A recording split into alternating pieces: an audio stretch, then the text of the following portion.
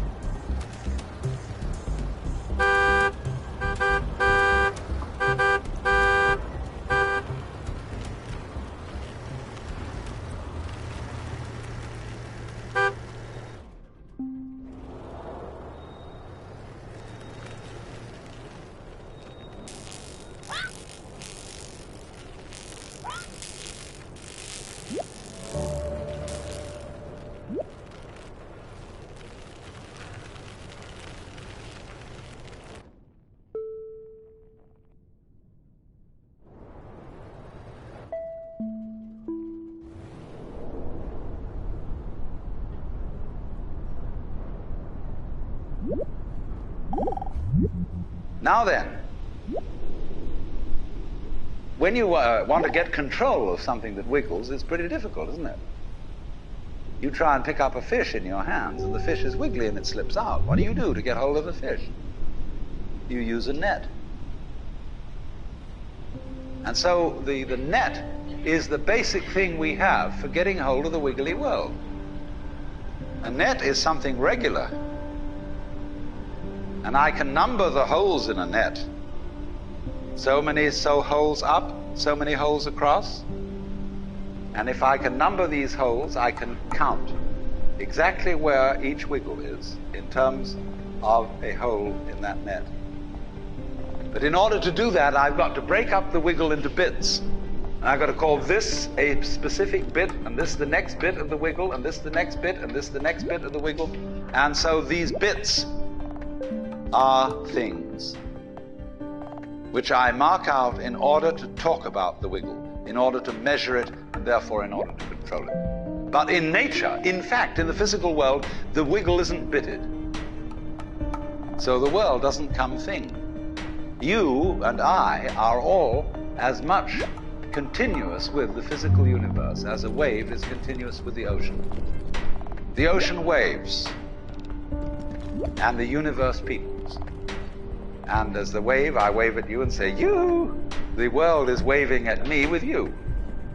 And saying, hi, I'm here. But the way we feel and sense our existence, being based on a myth that we are made, that we are parts, that we are things, our consciousness has been influenced so that each one of us does not feel that. We feel we have been hypnotized, literally hypnotized, by social convention into feeling and sensing that we exist only inside our skins, that we are not the original bang, but just something out on the end of it. And therefore we are scared stiff. Because my wave is going to disappear. And I'm going to die. And that would be awful.